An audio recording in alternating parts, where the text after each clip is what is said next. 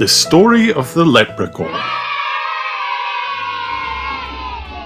A little man, about 2 feet tall, lived under a tree by a stream. You could easily find him by listening for the tap, tap, tap of his hammer. The little man was a shoemaker. He spent his days making shoes that were green, gold, and lavender. Some with pointy toes, and some with high heels, for the people who lived nearby, and for the fairies who lived in the woods. The people knew he was a leprechaun, for there were many fairies like him who lived outside villages. The people paid the leprechaun with pieces of gold for the shoes that he cobbled. The fairies' shoes were made of satin, and they were tiny. The fairies brought their gold to the leprechaun too. The leprechaun needed a place to keep his gold. He was a bit of a miser, so he didn't like to spend his money.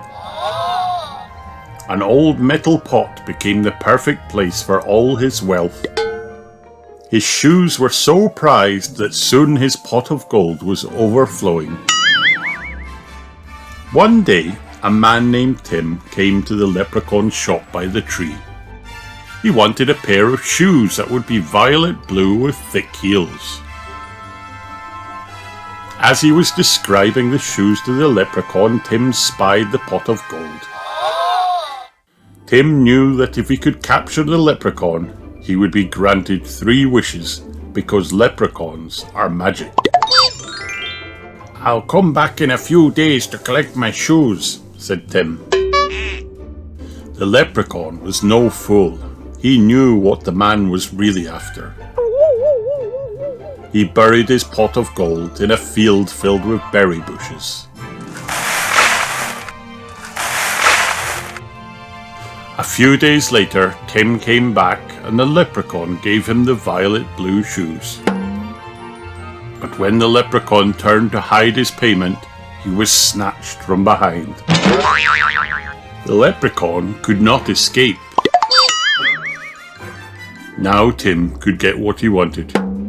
"For my first wish, I want you to show me where the pot of gold is hidden. For my second wish, I want 100 pairs of shoes. And for my third wish, I want 3 more wishes." The leprechaun said, "I can grant you the first 2 wishes, but the third wish is a greedy trick and cannot be granted." The leprechaun brought Tim to the field and pointed to the spot where the gold was buried. Tim had no shovel to dig with, so he marked the spot with a stick and a shoe. He would come back later. When Tim returned, he could not believe his eyes. There were 200 sticks with 200 shoes all over the field. It was leprechaun magic.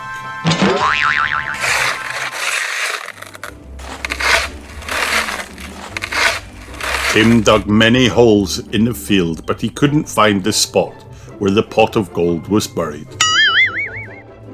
After a few hours, he gave up. When he tried to collect the shoes, each one disappeared. The leprechaun had tricked him. The leprechaun needed to find a better place to hide his gold. He knew that rainbows were magic. You could never tell where one ended. And if he buried his gold at the end of one, only he would know how to find it again. So that is what he did. People still try to find his gold, but they never will. Listen for the sound of the leprechaun, tap, tap, tap, as he cobbles his shoes.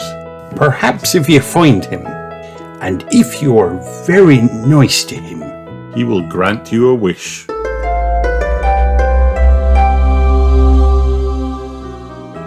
The end. Hi kids, Did you have fun watching this video? Then like and subscribe for more.